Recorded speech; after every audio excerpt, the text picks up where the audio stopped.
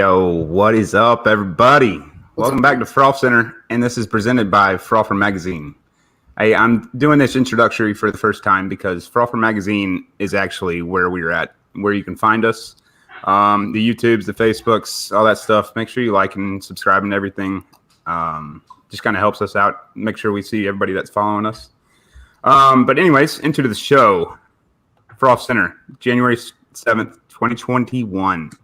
What up, boys? Adam, Cody, how y'all doing tonight? Good, man. It's dry January, so I'm drinking on a Heineken 0.0. It's I'm going to tell you guys, not a good week to stop drinking. But Cody, what are you up to down there? I am drinking a little agua, fresh out of the refrigerator. It is delicious. Also doing dry January? Somewhat dry January. Partially dry, not pouring rain January. Very nice, very nice. What you got, Austin? Same thing as always? Same as it ever was? Same per usual. All right, guys.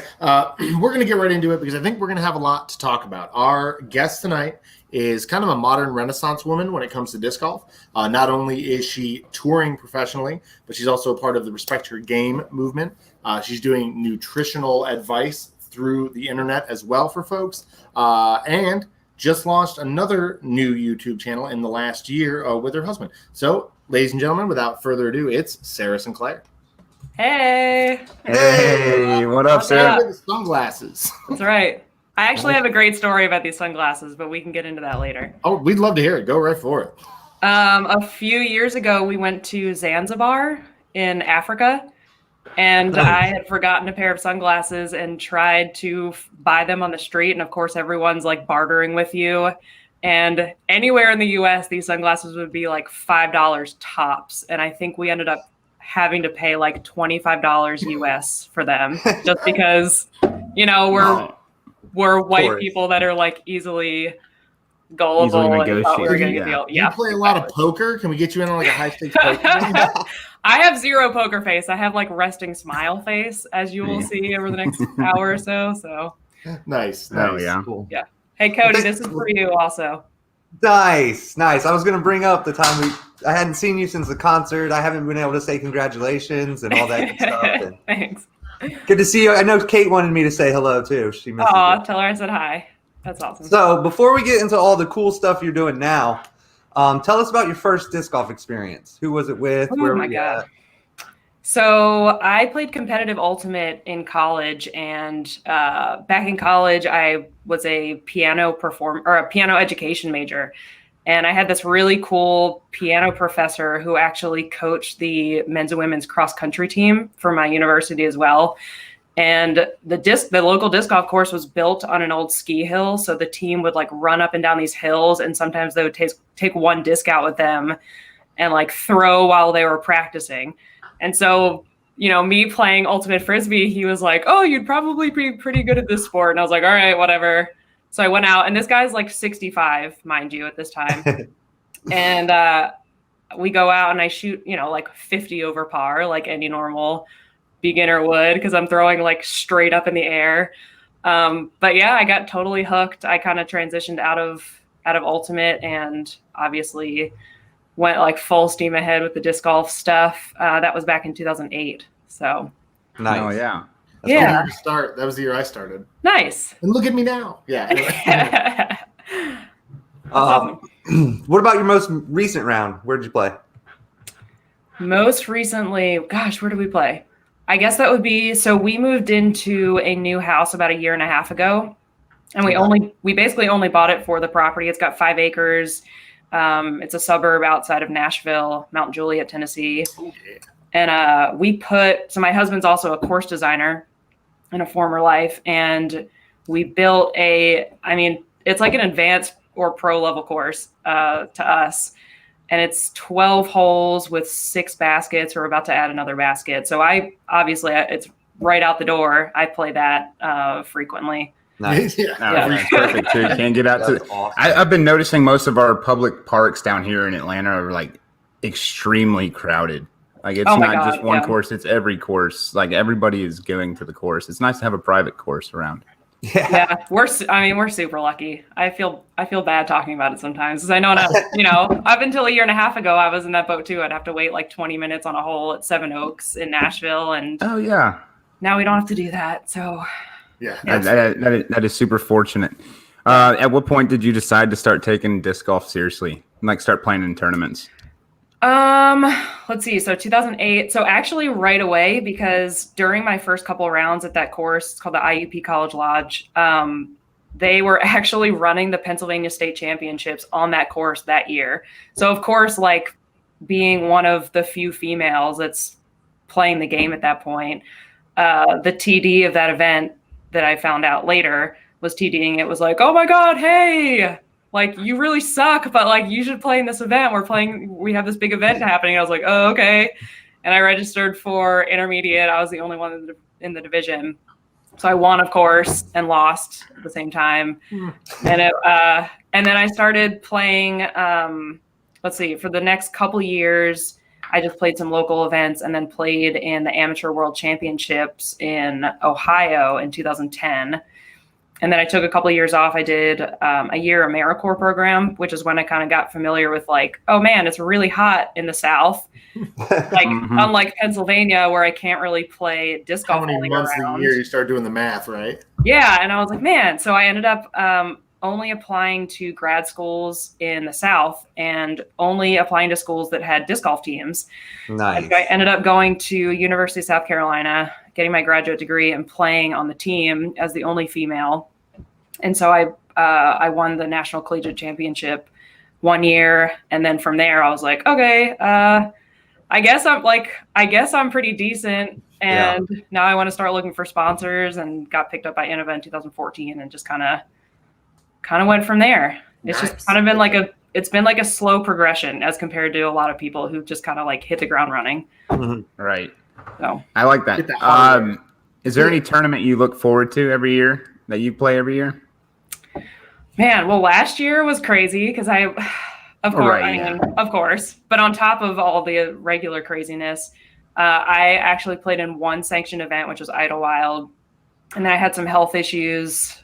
That's like a whole other long story we don't have to get into. But I had to drop out of like the entire rest of my tour, including Music City Open. So, just because I'm local. Yeah, so I'm local, obviously.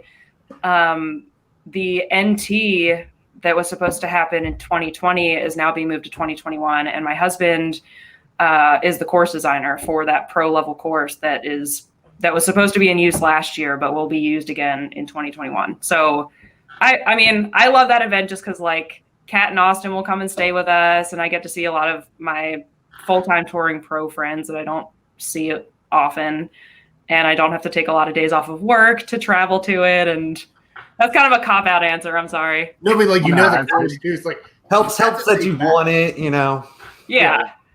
I like staying local. Yeah, for sure. Yeah. So, what are your goals for 2021 season as a player? Well, so I just switched to Prodigy, as you mentioned, and really so I got sponsored by Innova in 2014. And so when did Prodigy launch? 2012? Okay. Yeah. So at that point, I'd only thrown I think I had an M1, and I had no business with an M1 in my bag at that point. I still don't. It's like crazy. Beefy. Yeah. I would say it was like 2014 to 2015 before they actually had a full series of discs. Okay, that makes sense. Like there for a while, it was only drivers, and then they developed the mid ranges, and then later on the fairways and all that stuff. But it was drivers for a good bit. Yeah, so I had only thrown that one disc. So when I transitioned to Prodigy in the past month or two, it's a whole new situation for me because I talk the Innova talk. I know the language, I know all the discs, I know all the plastics, and I've just been in that realm for so long. So really, one of my goals is just to have a pretty smooth transition and not to just totally crap the bed my first few events while I'm still trying to get to know my new bag, because I still don't have it set. I've got my putters and my mid ranges pretty well set at this point, but my drivers are still pretty much up in the air. Right. So can you tell us how that deal came about Did Prodigy reach out to you? Were you talking with Kat while setting up Respect Her Game? Or You would think it kind of started out like that, but it didn't, surprisingly. So because I'm not a full-time touring pro and I felt like I had a really good sponsorship deal with Innova, I was like, well, I'm never going to go anywhere else. Like no one's really, expressed interest in sponsoring me as far as another disc manufacturer. And I was like, well, this is a pretty sweet deal. I'm just going to stay with Innova. I'm not going to seek out other opportunities. And then Michael Sullivan from Prodigy emailed me one day and was like, hey, like I've been noticing lately, like all of the work that you're doing around female empowerment and all of the fitness and nutrition stuff that you're putting out there. And like, you've started creating way more content. And I'm really impressed with this like journey you've been on. And it seems like you're really, motivating and inspiring other people. And like, we want that. Like, we want that on our team. Like, we love that energy and we want that on our team. And I'm like, sweet. And I'm like, well, it also works out that Katrina's one of my best friends. And like, it'd be awesome to be able to get her insight on discs. And she's been throwing that stuff for a while too. Yeah. Katrina's one of the founders, Yeah. So she's one of the people that's like definitely helping me to mold my bag a little bit. But yeah, so he reached out and I mean, they surprisingly gave me like an even better deal than Innova did, like way better. And I was just completely shocked because like I said, I don't do this full time. I don't depend on disc golf money to pay the bills. And I honestly would have been like stupid to turn the opportunity down. So yeah. So I enjoy my partnership as well. That's awesome. Are we going to see you at a lot more national tour events this year? Or are you still going to kind of? Yeah. So I'm part of last year. I guess one of the silver linings of last year is like I got to bank a lot of PTO hours. So I'm coming into 2021 with almost 90 hours of PTO. Nice. Yeah. So I feel like a baller right now. I'm like, what am I going to do all this time? This is awesome. That and I'll be celebrating my 4-year anniversary at this company in February, and I'll start accruing 4 weeks of PTO instead of 3. Nice. So like all of it is happening at a great time. And so it's allowing me to get out and use, more hours of PTO for travel days. So the couple that I'm really excited about are Texas States, which is the first NT of the year. Yep.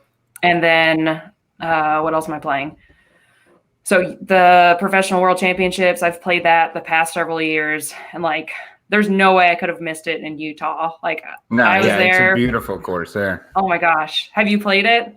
No, I've only seen videos, but I can only imagine. Yeah, I'm like super psyched for that. So and Masters Cup as well.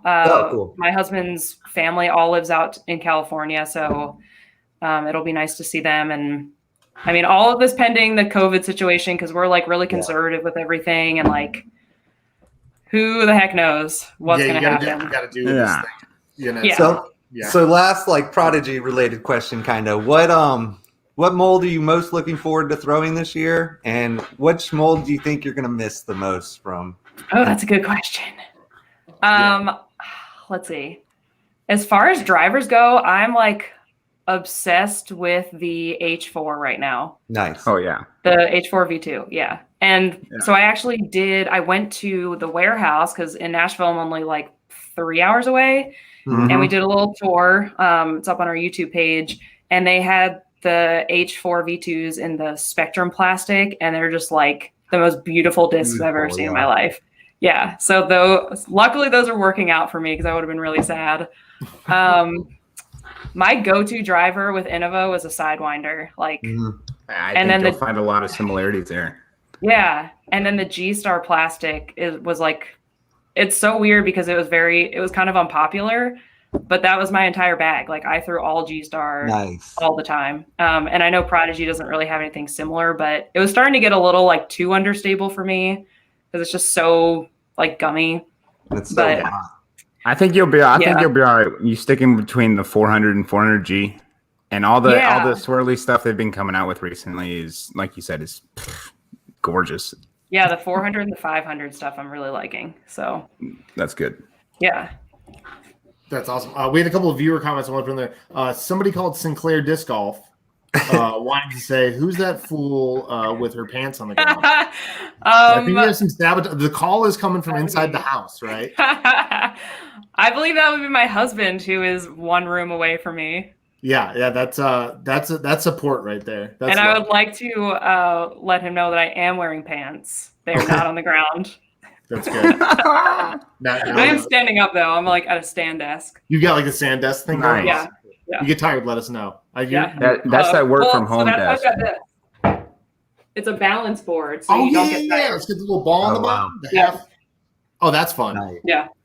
It's like what would you call that? Like passive fitness, or what would that? I mean, yeah, just home like fitness? Yeah. It's just like I don't know. It makes it so my lower back doesn't get tired. I'm getting old, man. Mid-30s is rough. For sure. Also, we had Leah Senegini. She says, "Hi, Sarah. I'm excited to see you get back to competing on the tour this year with Prodigy. I'm rooting for you." So, yay! Hey, Leah. Leah does a She's lot awesome. down here in Atlanta. She's part of a lot of the new growth of disc golf through Ultimate, where you came from too. So it's been really fun. So. Yeah. I actually met her at Music City when I was out there caddying. So it was super cool. Yeah. Nice. Awesome. I want to ask you about Respect Your Game.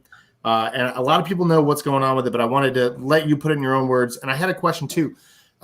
It hit, you guys planted your flag at exactly the right time. I think the world in general and disc golf in that little microcosm were ready for some wider points of view. Was there something that compelled you all? I'm going to say you guys every time I feel bad. Oh, it's fine. I'm from Philly. I say you guys. It's fine. Did something compel you all? Was there a moment or an event or something that compelled you all and said, okay, now is exactly the time to do this? Yeah. So this all came about. I mean, obviously, it's not a disc golf issue. This is a society issue that is leaked into disc golf because we're all human. But yeah, so it was actually a woman from overseas who I wasn't aware of before this happened. She is kind of a newer disc golfer getting into the game and obviously followed some of the bigger disc golf entities. So like Jomez and Central Coast and all those guys. And she noticed that whenever Jomez posted videos of women, that there were just like disgusting comments. And so she went on Facebook. I don't remember exactly what platform she used to kind of air her grievances, but or it was the disc golf. That's what it was. The Disc Golf for Women Facebook group. She was like, "Hey, this is gross and weird, and is this a normal thing?" And so a bunch of us were like, "Yeah, it's really disappointing," and we kind of just like have turned a blind eye to it for years because we obviously don't agree with it. But like, what are you going to do? And well, this is what you're going to do, right? Yeah. And so that kind of put the pressure. So she ended up contacting Jomez a couple times, just being like, "Hey, like, what's the deal? Like, why aren't you managing these comments? Why aren't you moderating your page better? You know, this is, harmful comments toward women. When other women are seeing it, it doesn't really want them, people don't want to get in the sport when they see things like that." Right. And so she brought this all up, and some of us who've got connections to Jomez and know them on a personal level were like, let us reach out and see if they answer us. And it took them maybe a week or two to kind of formulate an answer because it's kind of a touchy subject. And I understand being one of the biggest disc golf media companies that they're probably like, what do we do? How do we answer this person? And they came from scratch too. They built the whole, they're not media people. Yeah, exactly. Right. So then all of this came about, and Katrina was actually I don't remember which event she was at, but she was at an event, and Hokum was there, Vanessa was there, Haley King was there, and she was like, "Hey, there's this issue happening online, but, Katrina personally has also experienced bullying and harassment and all sorts of things online and on the course for years." And she was like, "We should do something about this."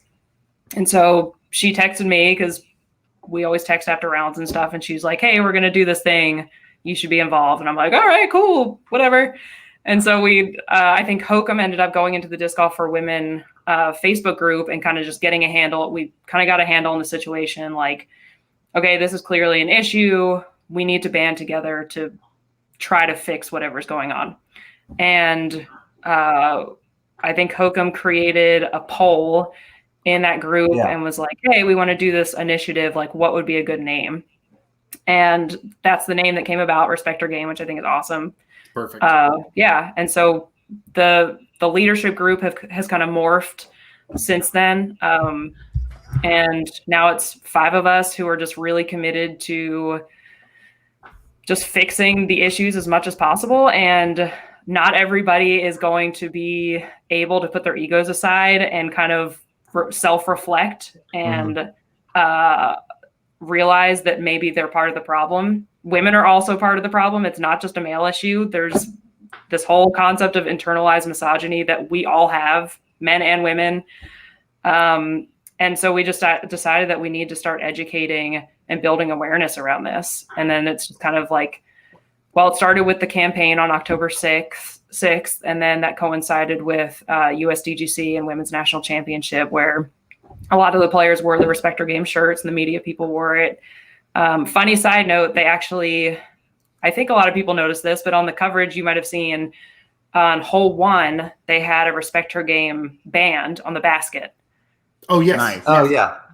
And funny story, so I did the Chains for Charity this year, where you pick players and you pay for however many birdies they get. And then whoever participates in that gets entry into different raffles and giveaways and stuff. Well, the raffle that I was entered into was for a basket at USDGC, and I ended up winning a basket. And you got And that. I said, you know, I don't know if this is like possible, but it'd be really cool if I got that basket. And they're like, oh yeah, we were already planning on sending it. That's awesome. Jay Redding, who obviously knows like everything that was going on. So speaking of women in the game as well. Des is in. yeah, and Des as well. Yeah. So in a week or two, that's actually the next basket that we'll be adding to our course Nice. that I referred to. So yeah, so it's just kind of built from there. We've got this leadership team. We've got the private Facebook group that just hit 1,000 women, and then we've got the public Instagram page so that we can educate and build awareness for men and women. It's been really cool. Yeah, I know we have a lot of supporters here in Atlanta. We have the Gals group here in Atlanta, the acronym. Yeah. They do a lot of work. It's what is it? It's Peggy and Yep. it's they love y'all too. So we love y'all. I love them too. Was there something that was there an unexpected challenge in putting all that together, or did it just kind of happen the way it had to happen, or was there a hiccup anywhere that you could share? I mean, I think there's always going to be like backlash when it comes to touchy topics like that. Sure. So my husband and I kind of love that you called me a Renaissance woman of our time, because I refer to myself as a Jill of all trades. Well, I literally was a Jack of all trades, and I knew I was going to ask about Respect Our Game, and I'm like, I have no idea if Jack of all trades is okay if I'm then going to ask about Respect Our Game. And I said, is Jill of all trades okay, or is that too on the nose? And so that's why I went with Renaissance. No, I love it. It's fine. Yeah. So we also build websites. Like I've got 3 of my own websites for random things. And so we were like, all right, well, we need, I guess when you build an initiative like this that so many people are passionate about, everyone is like, all right, well, what are you going to do? Like, can you do this? Can you do that? Can you do this? And so as 5 of us who, Hokum and Katrina are obviously full-time touring. I've got a full-time job. Jessica Oleski has a full-time job. And then Emma Hanley in Oregon, she's not working right now. So she's like super holding down the fort, like doing tons of work. But it's not our full-time gig. So we kind of had to decide where to put our effort and time. And so my husband Sean and I built the website. And we obviously got some backlash, and most of it honestly was from men who, like I said, just could not get over themselves. What if I had a maths group for disc golf, like that thing? Is it that? Yeah, it's like, well, if I'm going to give you advice, you better take it and be thankful, like that kind of stuff. And what? Oh my gosh, there's like just crazy. There's individuals out there that tell people that. Oh my gosh! Not just like an individual themselves. I get it. Oh yeah. What? Oh yeah. God. Oh, I just posted an example yesterday of a woman posted just a video of her throwing, and this guy commented, "You've got really nice legs.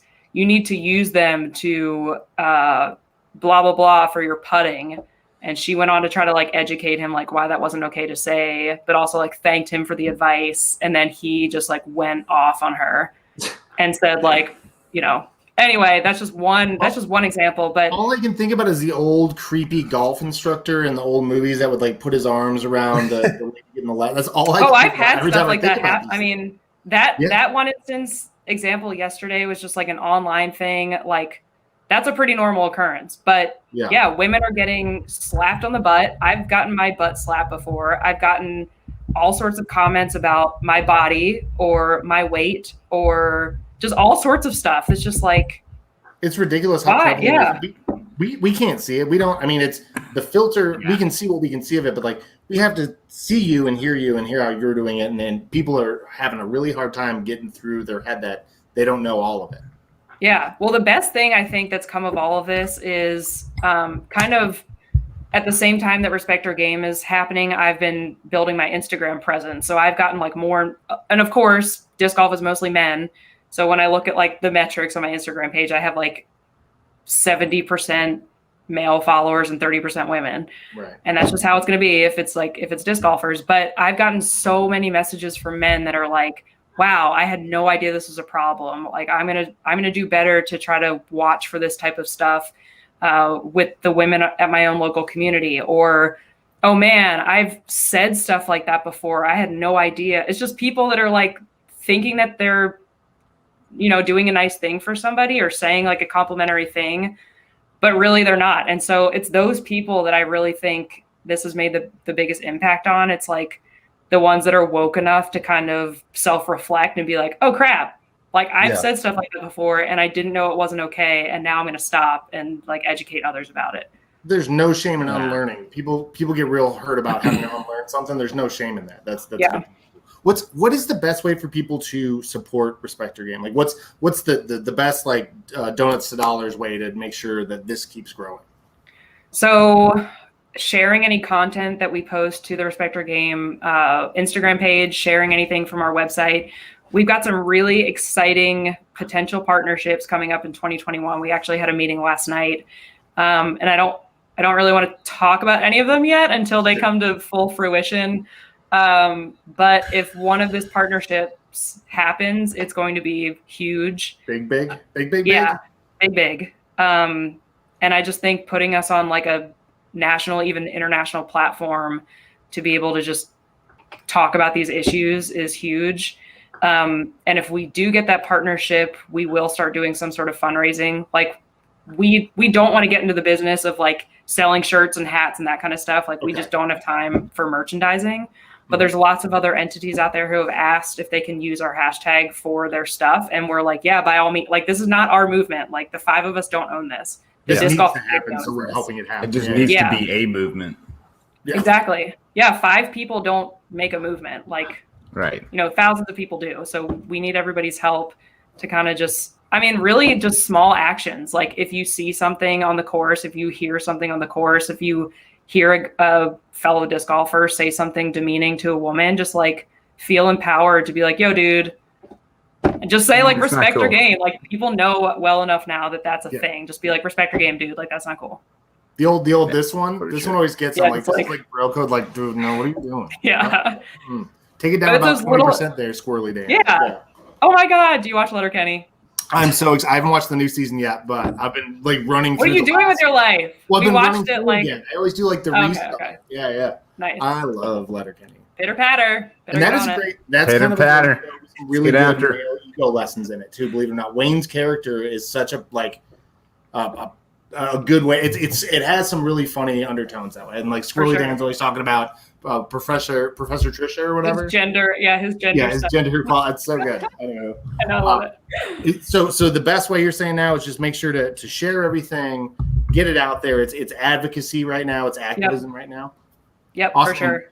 And good luck on whatever the next whatever you're talking about big one is. I'm excited. Yeah, we'll be having another meeting next week. Anything but Pepsi, it'll be fine. Pepsi's yeah, thank you.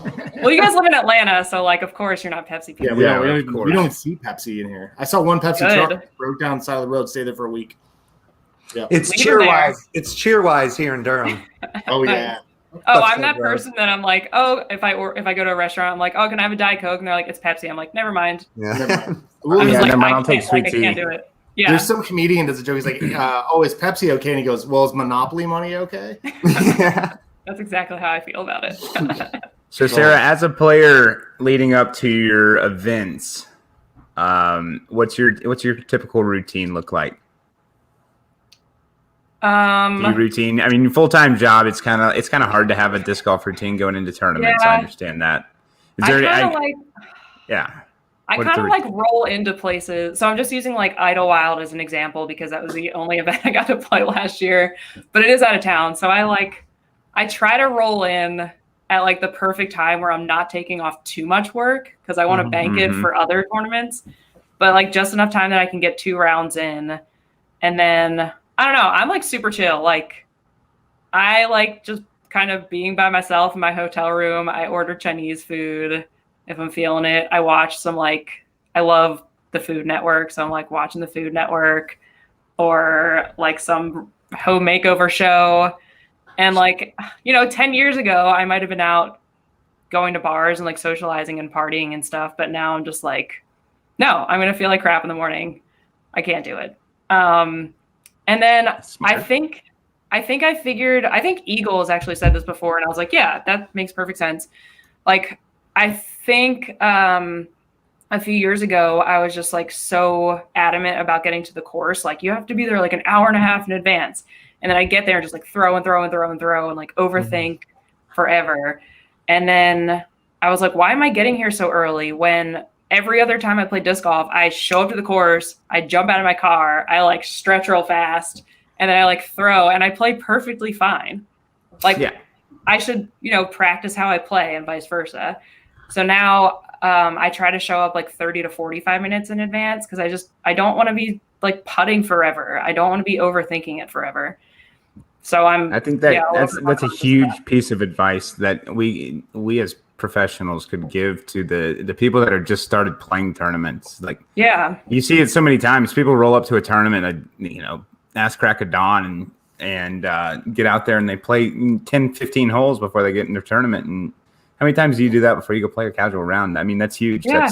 That's something I don't think about, but it is something I do for tournaments, and that's good. How much practice do you put into your own game? It depends on the week or like if there's things that I'm working on. I'm really goal oriented. So like I've always got fitness goals that I'm going after. And it helps if I've got like, I don't necessarily need to write it down, but I need to stay accountable in some way. And for me, that might be like, all right, I'm going to go out and throw 50 putts, or like every day I'm going to throw up shots, or like, it's got to be something that I can measure. That's right. Like, because I'm just a freak like that. It's like obviously way easier now that I've got this home course, because before when I had a small yard, I could putt, but I couldn't drive or really do approach shots. So I really have no excuse for not practicing like all the time. Right. But I mean, I don't really have a good answer for that, honestly. It just depends on the week, like how difficult my work schedule is that week. And the Respecter game stuff has kind of become like a part-time job, and then the nutrition stuff. And then I run my own big disc golf tournament that's coming up soon. And we'll give it a plug for sure. Yeah. How much time are you spending on non-golf exercise? Oh my gosh, so much. So we're also doing like home renovation too, and so that's kind of you got a full schedule. Oh my gosh, it's insane. I need a personal assistant like so bad. So the disc golf tournament that I run, it's got like another ridiculous backstory, but I'll try to keep it short. I started it in Columbia, South Carolina when I used to live there. And it's a purely mixed doubles event. Like it has to be teams of one guy, one girl. And it just slowly built up. And I moved to Nashville in 2015. And for some reason thought it was still a good idea to continue to run this event 7 hours away. And it became like a giant charity event. It filled for the past 3 or 4 years. It's actually the biggest mixed doubles event in the world. And I have so much passion around fundraising and charitable causes. And we would do fundraising for the South Carolina Cancer Alliance. And then I found out that it was their biggest fundraising event of the year. So then I was like, oh God, that's like so much more pressure than I was already feeling, which is cool. But it's also like, Oh my God. So think about running an event, but then put it like 7 hours away from where you live. So you can't do anything about course maintenance. Like you've got to try to find local sponsors, like all through email. Mhm. It's just really difficult. It was really challenging. Hey, buddy, And so- grab the weed whacker, put me on FaceTime. I'll show you where the line's got to be. Oh my gosh, I mean, but it's cool because it kept me connected. Like I just have such a great connection with that disc golf community, and it gave me a reason to go back there every year to see them. And I got so much local support, like volunteers coming out, people from all the like Charlotte, Savannah, Charleston, like all those people, Greenville, all came out. Columbia's good people up there. Southern Yeah. hospitality, right? For sure. And so I'm just like a sucker for, I don't know. I was just like, well, I'm just super loyal. So I was like, Doing I have good to keep feels doing good, this. right? Yeah. So then I'm trying to like secure the shelter for my event this year, which I locked down for March 20th. And the woman is like, we're not doing any shelter reservations until the end of the month because of COVID. And I'm like, okay, well, I don't really feel comfortable opening up registration if I don't have the course and the shelter locked down. And I was like, this kind of feels like it should be the year that I move it to Nashville because like it's already difficult to do it 7 hours away. Plus, like I'm not sure if we're going to feel comfortable traveling at that point and all these other things. And so all that to say, the event will be in Nashville, and I'm still trying to lock down our first choice of courses. But it's a Throw Pink event. It's another one of my sponsors. It's supposed to be very beginner friendly. Obviously, it's supposed to entice women to come out. And I hope it can be as big in Nashville over the years as it's been in Columbia. So we'll see. I don't have any doubt it will be. Yeah, I have no doubt. You got the Thank Frolfcenter you, thank bump you. now. Yeah. Thank you. You guys better come up. It's a long I'll drive. find one. Me and Kate would love to play that. I don't know how far it is to Nashville from Durham. Probably 8 hours or so. Yeah, Yeah, you're in the middle of nowhere, dude. that's probably pretty far. So give us the whole Get Gritty nutrition spiel. Why'd you start it? What is it about? Just go on and on about it. Okay, you asked for it. All right, where do I start? So when I was 5 years old, I'm just kidding. So A long time ago, yeah.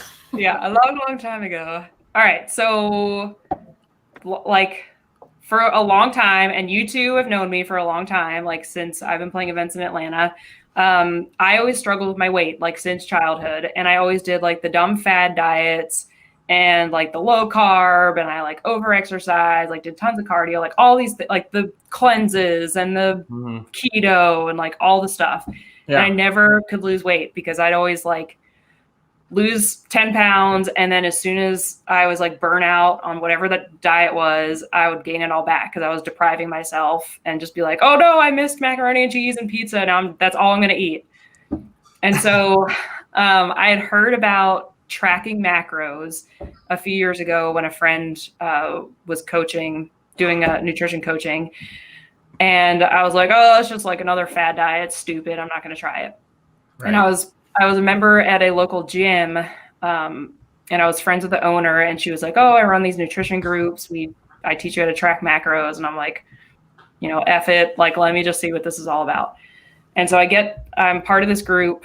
I actually did 2 of them back to back. So 6 months, and ended up losing 30 pounds. Wow. And it wasn't just like a 30 pounds that I'm going to like gain back immediately. It was like, I learned this strategy that's like super sustainable, super healthy, super flexible, where I can still continue to eat my mac and cheese and pizza. And like, it's like my entire mindset was changed around food and dieting and all of these things that I had like I started drinking Slim Fast when I was 8 years old. Like nobody believes me when I say this, but I weigh less now than I did when I was 8 years old. Wow. So like I was always overweight. Wow. So yeah. So that was in. I mean, that's huge. Congratulations. I mean, that's thank awesome. You. Thanks. And you do it the right way. Yeah, you know what I mean? Yeah. Yeah, and not like starve myself. Like not hurt yourself. And hurt myself. Yeah, exactly. Because I'm an athlete. Like, and I was suffering on the disc golf course, and this is kind of how it comes back around to disc golf. Because there was like an entire summer where I was playing these events in 90-degree weather, and I would feel like nauseated and like almost blackout. And I at first thought it was because I was dehydrated, but I was drinking tons of water. And I think it's because I was eating so low carb. And I'm also, side note, I've been a vegetarian for 15 years, which doesn't really have anything to do with macro tracking, but like I was eating super low carb and also didn't know that I should be prioritizing protein. So I was just like basically starving myself but retaining my weight and just feeling like shit, like complete shit on the disc golf course. And I didn't know why. And literally within 1 week of eating like the right balance of food, I played another event and felt like $1 million. Like got through the whole 2-round event, 90-degree weather, and just felt like a completely different person. So that's how it like has helped my performance on the disc golf course. But so that was the end. So that was May to November of 2019. And I was like, man, this is like my life is completely changed now. Like I've lost this weight that I never thought I could. And like, why doesn't everybody know about this? Like people need to know about this. This is crazy. And so I'm like pretty intense about everything that I do. Like I can never do anything like at a level 2. Like everything I do has to be like a 10. So I'm like, well, why don't I just become a nutrition coach myself, along with my full-time job and disc golf and all the other crap I do. And so that kind of like another silver lining of the pandemic is like, I stopped socializing and like going out as much, which left me more time to study toward my nutrition certification and then kind of build my business. And so I did that from, I guess, January to May of 2020 and just, was trying to come up with names. And Sean and I built a website and I came up with like all my business processes and like the couple different programs that I wanted to offer. And then I launched it in May of 2020 and like got my first couple sales through, I've got a self-guided program and I did like a sale and sold like 40 of them right away. Nice. That's awesome. Yeah. And then I started opening up what I call Grit Squad, which is what I'm about to start on Monday. And that's a nutrition accountability group. So we run it through an app that it's kind of like a Facebook group, but it's off of Facebook. And like I'm with you for 9 total weeks, every single day. I give you accountability, feedback, tips. Like I guide you through how to track macronutrients and like how to be healthy and meet your weight goals. And not everybody wants to lose weight. Some people want to learn how to maintain weight, or they're like trying to do, lift heavier or run faster or just have like better performance. And they just don't know how to eat healthy. So some people want to maintain their weight. Some people want to gain weight. So it's not all about just losing weight. But yeah, so that's what I'm starting on Monday. If anyone's listening to this is the absolute last day to register and there's 4 spots left. So dude, my favorite comment right now. What? Felix right now. He said, and Monday's my birthday. Better get signed up. That's funny. So can you tell the people how to get signed up for that if they want to? Yeah, so it's getgrittynutrition.com/grit squad. Yeah. What's one piece of advice you have for everybody trying to stick to their New Year's resolution? Is there one piece of advice you could give everybody out there? Give yourself grace. Give yourself grace. So that was like my biggest challenge over the years, is like this all or nothing approach. So you'd be like, okay, I'm not going to eat carbs and that's how I'm going to lose weight. And then as soon as you go out with your friends and have pizza, you're like, oh, well, now it's all over. Like, well, now, I failed and now I'm not going to continue that, because it's just like this all or nothing mindset. Mm-hmm. And there needs to be, in order for something to be sustainable long-term, you need to give yourself grace and you need to be willing to like put bad days behind you. So I just made this post a couple days ago about like overindulging during the holidays, which I definitely did, because like our society is all about that. Like we connect so many good traditions and experiences with food, and we shouldn't deprive ourselves of that because we want to lose weight. We should enjoy it, and then like a few days later get back on track. And that it's really just like a mindset switch, I think. So just be kind and graceful with yourself, I think, is the best tip. That's great advice.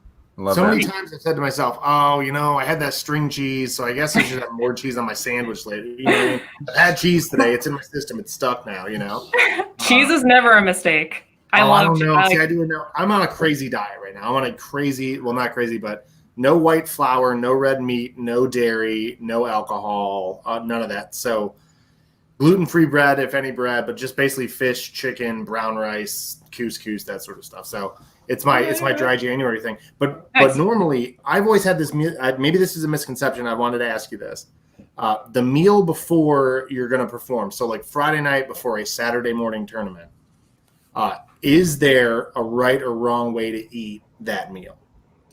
So for most people, you don't need to carb load. Right. I was going to say, is it better to have like steak and potatoes, pizza, salad, chicken? I mean, yeah. So the best thing to do, there's lots of research around like meal timing or food timing, nutrient timing rather. And really, unless you're an elite athlete, it doesn't really matter. What matters is making sure that you're eating like the right balance of carbs, fat, and protein, all your macronutrients, like you're eating it consistently throughout the day, consistently throughout your life.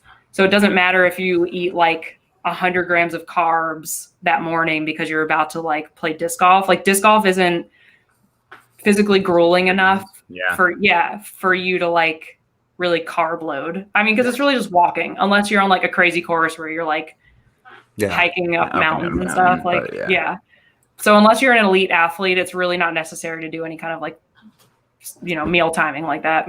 I always had that thing in my head. It's like, well, if I'm going to be busy tomorrow, I better eat pasta tonight. Like I'd always, Hey, if you like pasta, eat pasta. I mean, I like pizza, chicken wings, and PBRs. That's what I like. What kind of snacks are always in what snacks are in your bag? So it's not too hot. I love me some string cheese, like you just said. Trail mix, I also love. I have these. They get kind of melty, so I can't really use them during most summer disc golf rounds. But my favorite protein bar is Built bars. Oh yeah. And oh my God, they're like candy bars. So I eat a lot of those. I don't know if it's a disc golf round, I might throw like an apple or like a clementine or something in my bag, like something super easy.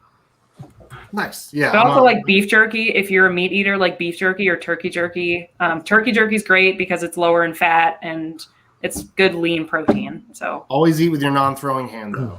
Yes. That's and my your first 3 tournaments. Your body processes turkey way faster than it processes beef. Yeah. It's good stuff. I love turkey. Yeah. So tell us about you and your husband's YouTube channel. How's that going? Yeah, so he is disc golf famous. I'm not really. I shouldn't even really be on the show. He should probably just take over for me right now. No, so my husband. If you want to put his people in touch with our people, we'll see if we can. That would be me. Yeah. No, so just to give background on him, he started playing. God, he's gonna kill me. He's never gonna listen to this though. So let's see. 80. He started playing like way back in the day. And he toured in the early 2000s full time. He played with like the best of the best, like Barry Schultz, Ken Climo. I've got VHSs up in the closet with Sara Sinclair on it. That's right, yeah. So he was a big timer back in the day, and then kind of during that time, he got really interested in the administrative side of it. And more of the. And that was really like the founding time of it too. Yeah. So he got really involved with the PDGA, and around 2009, he decided that he liked that side of it more than the competitive side. And like we all play disc golf, we know that there's some a-holes out there, and he just got kind of like tired of dealing with people that he didn't really want to like spend all day with. And I think that wasn't the only reason. That was just one of them. I think he wanted to kind of settle down a little bit. And so he was a marshal for a lot of events. He'd be like the head marshal for the amateur world championships and pro worlds and all that stuff, and just kind of got into that side of it. And I always knew who he was because he was disc golf famous. Oh, and side note, his furthest recorded throw is 743 feet. Ooh. I'm just gonna brag on him for a second. Oh, that's rather large. Yeah, he's a monster. He's a monster. So all that to say, so we met we met officially in 2014, started dating, yada yada yada. And like the whole time I've known him, he's always like, I really want to make a YouTube channel. I really want to do videos. And do you guys watch Hot Ones? Yes. Yeah. Okay. So he loves that show. And he was like, I really want to do that with disc golf, where you like throw a hole, ask a question, throw a hole, ask a question. And I was like, yeah, that could be fun. But like, maybe, it could be a little boring, but also like, it's going to be hard to get people, like, unless you're traveling everywhere all the time, it's going to be hard to get people. And so this is right around. Chicken wings would get cold after a couple holes. Yeah.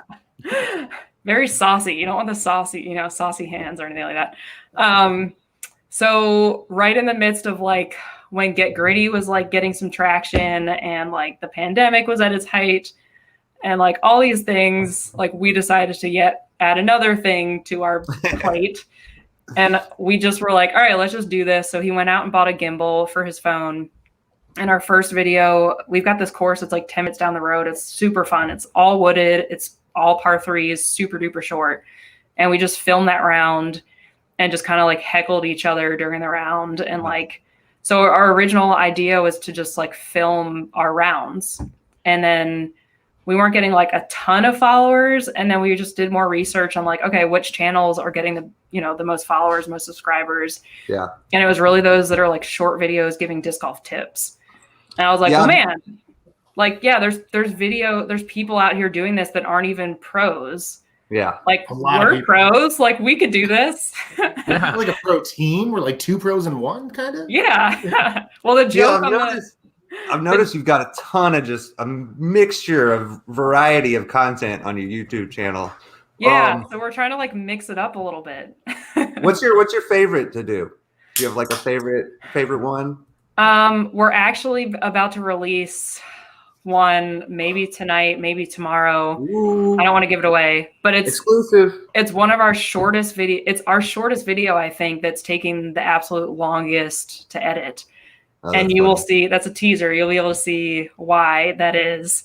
So that's really exciting.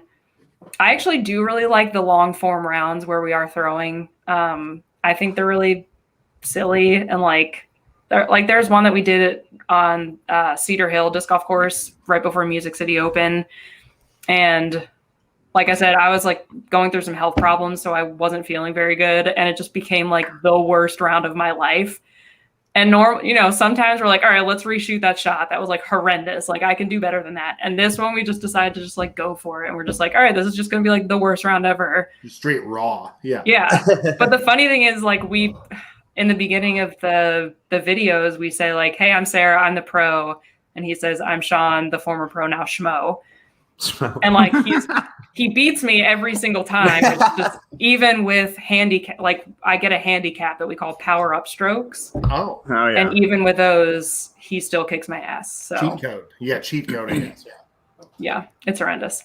Oh yeah. So that's Sinclair Disc Golf YouTube channel. Yep. Yes. We didn't have a graphic ready for that, but I went to YouTube and put in Sinclair Disc Golf, and that's it was right there. So yay. Yeah. So like you said earlier, we known you for a couple of years in the Atlanta area when you were in Columbia. Yep. What's your favorite course here in Georgia? Okay, well, that's like no thought. At first, I don't know why, but like Perkerson came to mind. Yes. Because I have like tons of memories there of like Thomas Elm and Matt Verzola and like my little gang there that I love. But then I was like, of course, Lula, North Georgia Canopy Tours, because like that place is just so magical. I mean, what's the situation with that right now? So it is no longer North Georgia Canopy Tours. They took down all the zip lines. But the disc golf course is still there. So, the name's kind of up in the air right now. And right now it's just the Lula disc golf course. One of our local disc golf companies is renting out the headquarters up top, and they're going to be running a pro shop, brick and mortar pro shop up top now. Oh, that's awesome. So, that's something to look forward to. So, and there's going to be another 18 holes out there. Oh my God. Who's designing that? A little bit of Atlanta's best, I would say. Nice. I mean, we've had Harris go out there. I know Dollar's been out there. Jody's doing all the work, so he's Jody. he's getting everybody's inputs. Is what I'm getting. I've walked around with him and given him my input, and I think he's getting everybody's feedback, and he's going to make the best situation to suit the course. Yeah. So. Yeah, I always tell that's Sean what's that I going on want to take him down there because I just have it's not even just the disc golf necessarily. The course is gorgeous, pristine, of course, but the camping and just hanging out with everyone in the teepees. I have so many good memories. So the teepees are officially gone. It's all primitive camping now. Yeah, primitive. Yeah, that was an dang. All right, well, I'm never coming back then. Just bring an RV. Just bring a camper and an RV or something. All right, that means Perkerson is now my favorite course. Yes. I'm just kidding. But you can't camp out at Perkerson. No, you can't. Perkerson tag right now. I'm just saying. That would be a mistake to camp at Perkerson. Oh, that's great. That is great. All right. All right. So time for some fun questions here. Yeah, that's perfect. Okay. I'm sure you saw Paul Macbeth bought a McLaren this year.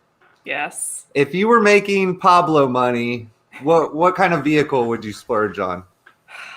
I actually got my dream suburban mom vehicle this year, even though I'm not a suburban mom at all. I just got a Subaru Ascent this year, which is I'm absolutely in love with, and that's so that we can eventually tow a trailer, a small trailer. God, I'm not a car person at all. Matt just got a 2018 Outback, and he freaking loves it. We're a Subaru family. Sean's got an Impreza too. They're oh my God, Subaru family. 3 of them. They're the best in the world. Oh my God, yeah. I'm a terrible person. I have no idea. I love my current car. It's my dream car. Yeah, the Subarus are nice. I mean, mine would probably just be a really nice Subaru as well. Or maybe just a badass RV to go around yes, in. Yeah. That's what we want. Yeah, because we like camping, but I feel we're getting a little too bougie for the tent life. Yes, exactly. I want to glamp whenever I go. Screw bugs, screw being cold. I don't get it. Yeah. I want to go turn the thermostat, not kick up the fire. And have a dang bathroom. Yeah. And it's not 2 miles away. Every time we ask women, it's how do we grow the women's game? And the number one answer every single time is bathrooms. There's more bathrooms. I mean, I totally get that, but I will go in the woods 1,000 times over a porta potty. Oh, good call. Yeah, me too. Yeah, it's lazy. Yeah, me too. People terms. Do you have any superstitions on the course? Do you not step off the pad a certain way? Do you have to touch your disc 3 times before you throw it? Any of that stuff? I wouldn't say superstitions, but I think I've got a pretty unique run up, I guess, or pre-throw routine. Yeah. And people have tried to name it over the years. So 2 things. When I putt, I line up the disc vertically with the pole. And whenever I do clinics, I'm I'm doing that because I want to make sure that I'm setting myself up for as much success as possible. That I'm at least in line with the basket. At the very least, just be in line with the basket. Yeah, I'm just so I do that. But the big thing that people comment on, and this came from just I don't know where it comes from, but I started doing this thing that people have said looks like eagle wings. So if you watch any of my videos, I do my little. Oh yeah, you do that. Yeah, and then I go like this. Oh, it's it's like you're about to attack the basket and then you attack it. I get it. I get it. For the Atlanta folks, it's the Craig Kimbrell getting ready to throw as a closer. Yeah, the baseball pitcher. Yeah, exactly. Yeah, like that too. I totally didn't recollect. I totally I've seen some of the videos, but that's it. I see it. Yeah. Incredible. I wouldn't say that's it's not a superstition, but I think that. So well, it's that Michelle Wee when she putts in ball golf. You ever seen Michelle Wee putt in ball golf? She bends at a 90 degree at waist, and she says it just does it. She does it because it aligns her up when she's putting, and it keeps her on that pendulum. But it looks so unorthodox, but she does it. Well, that's why I started doing it because my husband also is the best disc golf instructor. So that's kind of going back to our YouTube page.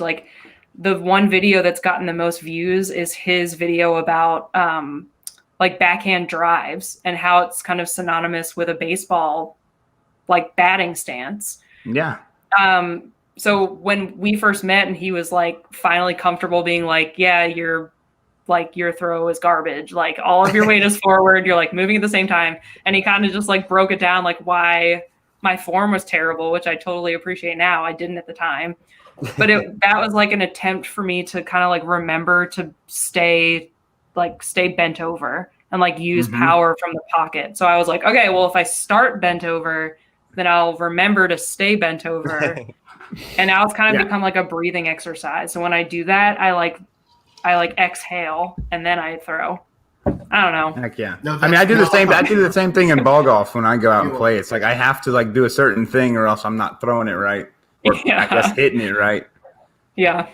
In disc golf, I don't know. It just kind of comes not naturally, but yeah, I've got to rock on my putts foot to foot until I feel it exactly right. Almost like you're gonna rock off a horse or like it's almost like jumping off a swing. You got to get the right swing. Get the momentum going into it. Yeah, I like it. That makes sense. Yeah. I got nothing. Yeah. Cody's still learning. Yeah. Cody's still learning the game. So I make you the president of the PDGA for a week. What is your first thing on your agenda? Oh my God. You guys have good questions. We try. I'm like thinking back because I was the co-host of the PDGA radio podcast for 3 years. And That's like, right. It was very good, by the way. Thank you. But I was like, nobody has better questions than us. And you guys just like blew my mind with your questions. I go listen to all yours and just turn the knob up one. Like I studied everybody. It's not like we don't do research. Oh, we do. Yeah. That's a tough one. I mean, because I basically live with the PDGA. So so my husband, that story continued. He works full time for the PDGA now. He's the events manager. So he goes out and does like all the event stuff for NTs and majors and world championships and that kind of stuff. So I get to hear like all the insider knowledge, but like I can't talk to anyone about it. So maybe the better question is like, what are you subliminally hinting at your husband about the PDGA needing to do this year? Yeah. That's a tough one. Because behind every strong man is a stronger woman. That's right. There we go. So I do marketing for a living, and I think like most of what I do for disc golf at this point, other than playing and running my event, is like all based through social media. Like the Respect Your Game stuff, like is all pushed through social media at this point. The Get Gritty stuff, obviously. Like, so I would just say continuing to push women's disc golf forward, and like putting more advertising dollars toward the women's field. Yeah. I think one of the things, I don't think this is information that I can't not share, but I think we'd like to get events like women certified so that women can kind of like look at the PDGA calendar and be like, all right, cool. Like this event has at least one bathroom and they're going to hold spots for women and things like that. That's a good idea. Like a little check mark of sorts. And then there's a women's committee that's attached to the PDGA, so they may be working on something like that. But I mean, everything. I would just like to continue. Like my passions are around women's disc golf, growing the sport, and then just charitable causes. So that's probably what I would do. I love both of those. I love that certification idea too, because it allows you to reach out to local women and local disc golf scenes and say, "Hey, tell me about your courses." Yeah. Which ones? If we're going to send somebody somewhere, we're going to say, "Hey, PDGA, we should prioritize the ranking of the events of these courses." Yeah, and I think it would bring in more sponsors too. Right. I feel like Disc Golf Course Review already has something coming kind of similar to that. Like they've got like the accommodations aspect on it, don't they? Yeah, it would be something like that where it's like, okay, you can like maybe filter by which events have been, women friendly, certified, that kind of thing. Yeah, that's cool. Yeah, that'd be good. Yeah.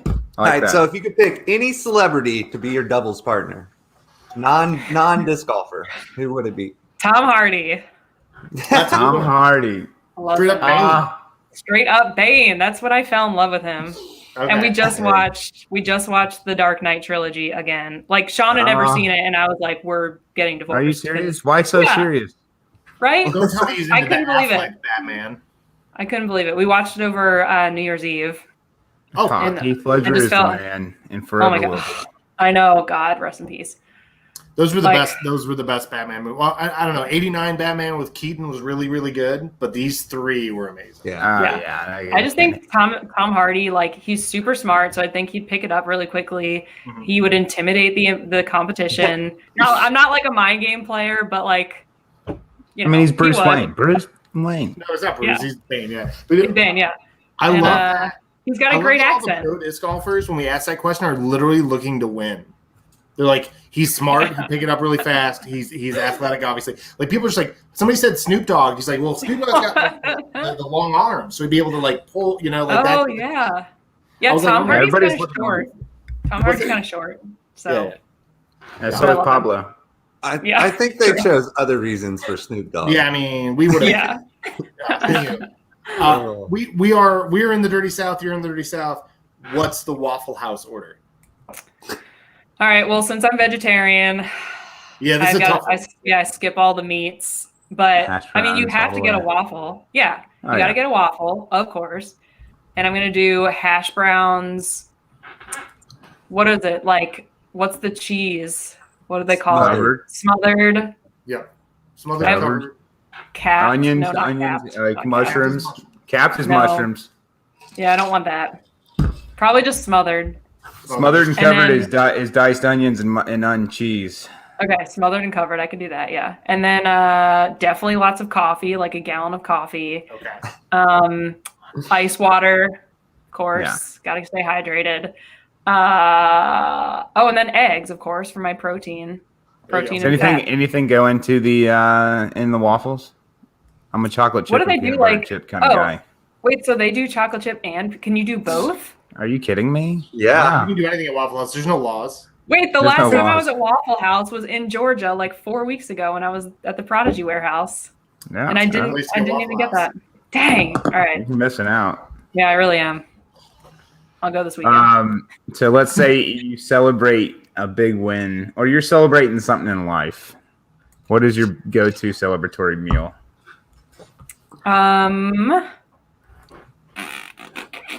Let's see. I love Indian food. Like if we're going out to eat, I'm obsessed with Indian food.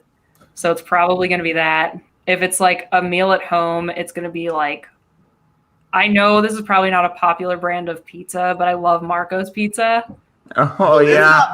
It's the little. No, I love me some Marcos. Yeah, like it's so good. They have such good deals. Yeah. Like Oh yeah, it's so the good. bread and their dough is good. I Yeah. enjoy Marcos. we just had the Papa John's with the cheesy crust, and it was like I was not impressed. No? Yeah, not impressed. Not No. impressed. Papa John's. I'm over Papa John's. too. Yeah, I wasn't a fan. It was kind of soggy. Yeah. Yeah. That and mac and cheese, and then like cake. I have like a huge sweet tooth, so like cake and ice cream all yeah. day. Yeah. Favorite cake. I'm not like I love chocolate, but You're I don't not partial like to chocolate. one. Yes. No, I kind of like them all except for like I don't know. I kind of like them all, but I think my first would be like a red velvet cake or like a carrot cake with walnuts. What everybody Cheesecake says. icing? Everyone says that. Yeah, Everyone cream cheese. says everyone has said velvet cake. Really? Crazy.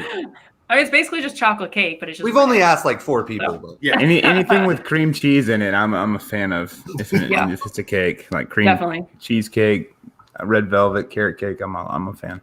My husband is a great baker, and he'll bake me like ridiculous cakes for my birthday every year. nice. What a So he'll guy! do like a big Oreo cake or like a Reese's cake that like looks like a Reese's cup and has like a bunch of peanut butter and chocolate and stuff inside. Wow, Now, Killing me. now I we're had talking. a man of many, a 4 days. man of many talents. Yes, he really is. Oh my god. He's All the right, jack so of all trades. I'm gonna ask Jack of you. all trades, and you're Jill, right? That's right. That's perfect. I've got 2 very difficult questions that you don't have to give difficult answers to. Okay. Who is the FPO GOAT and who's the MPO GOAT? I'll start with the MPO, Paul Macbeth. Oh, Macbeth over Climo. Yeah. I mean, I wasn't around for the Climo, like the early Climo days. So I just feel like because of my exposure to Paul Macbeth, You've seen You it. gotta go in with him. He's person. dominant. Yeah. yeah. Like I feel like I have to say Paige Pierce. At this point, it's leaning heavily Paige, I think. Yeah. No disrespect to Elaine or Juliana or Val or any of the ladies. Des. Yeah. Katrina, where are you? Or Katrina, obviously, but are you? Paige I know. Of course, yeah. I mean, Was there an FPO? Was there an FPO player that you certainly watched in like as you're upcoming in disc golf? Yeah, Val Jenkins. I met her at she was at 2010 Worlds, just like hanging out, and I was like totally geeking out over her. Right. Like she talked, like we passed by each other, and I was like, "Hey, Val," and she said hi to me. I like totally freaked out. So Heck yeah. yeah, that was pretty cool. Yeah. So Sarah, we got one last question we ask everybody. Do you have any questions for us? Or advice? Yes. What are all the hats and discs behind you, Cody? Oh, I got the frother stamp. It's a lot of disc golf hats. I got this one from Adam, Disc Golf Rich. It's my favorite. Nice.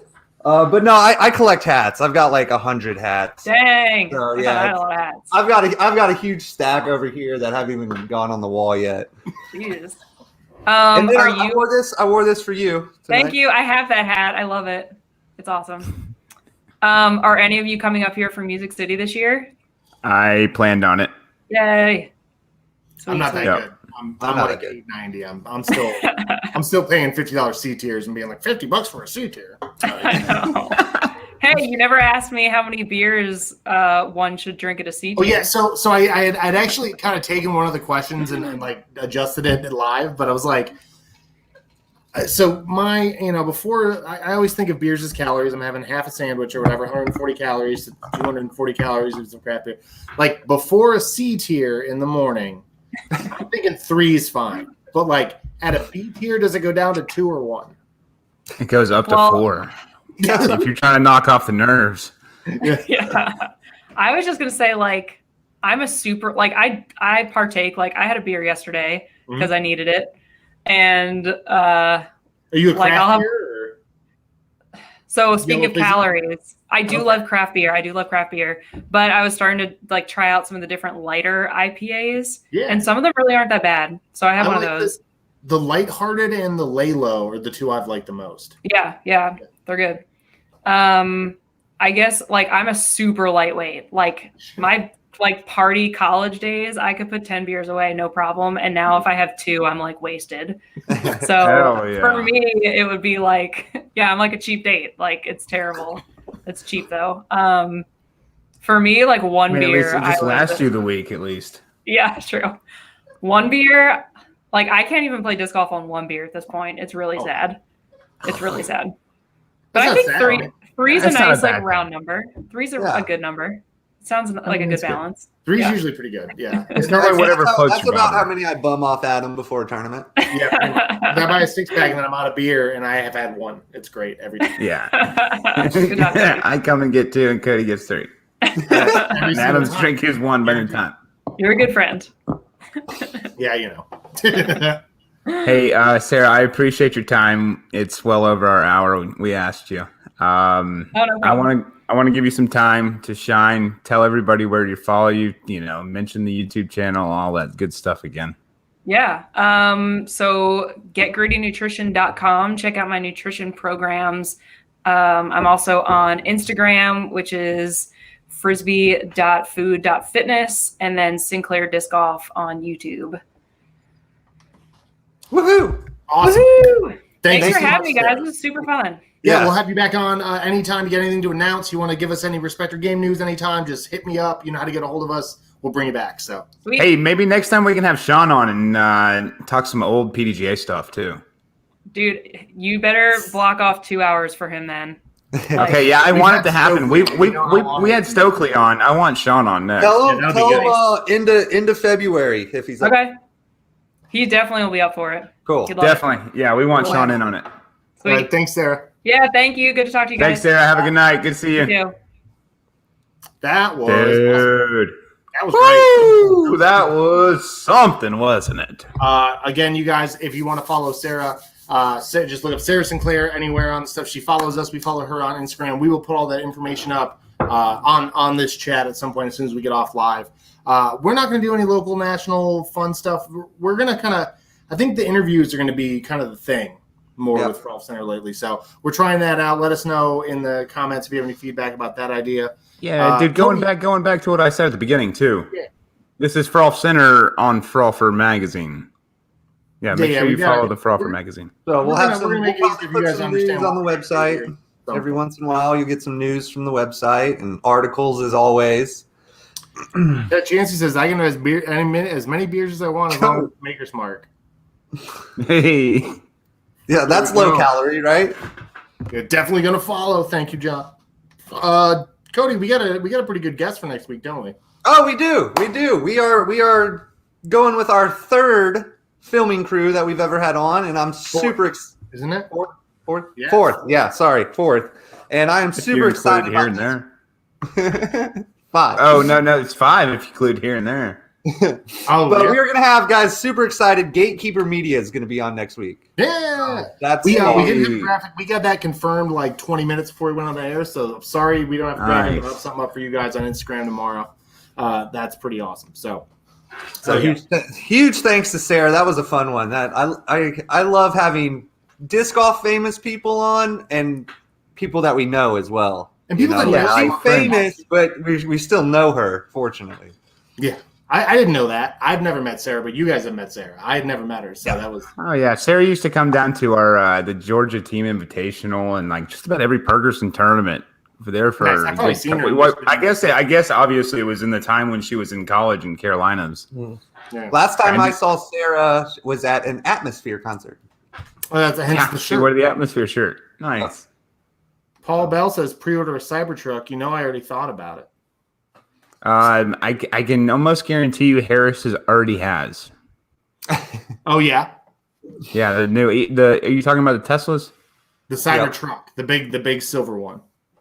Tesla? Yeah, Tesla. Yeah. Yeah. I'm about sure Planet Earth will have one by the end of the year. A Cybertruck? Yeah, Planet Earth, baby, saving the Earth. Ooh, this is amazing, and I want to ride in it. Yeah, me too, buddy.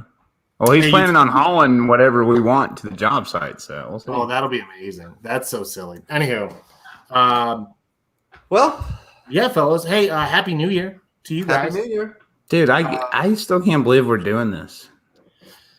Yeah, I can't How believe many weeks? How many weeks have we been doing this? This is the 32nd episode. 32nd. But we took a week. We took 2 weeks off. We took off Thanksgiving. Oh, we took off 3. And Christmas. Thanksgiving when I got engaged and Christmas Eve. No, didn't I jump on when you got engaged? You jumped on, but it wasn't in the sequential order. So it would actually that's the lost episode. It's like 20.5 or something. That's the lost episode. The lost episode's only on Facebook. There's no graphics. It's good. That's awesome. Hey, I appreciate everybody that's been a fan the whole time. Thanks for sticking around with us. I'm Austin Lytle, as always. Thanks for being here. See ya. Yeah, good one. That's not correct. Hey guys, it's me. It's Adam. Thanks for watching into the new year. Everybody, just take a breath. We'll see you guys next week.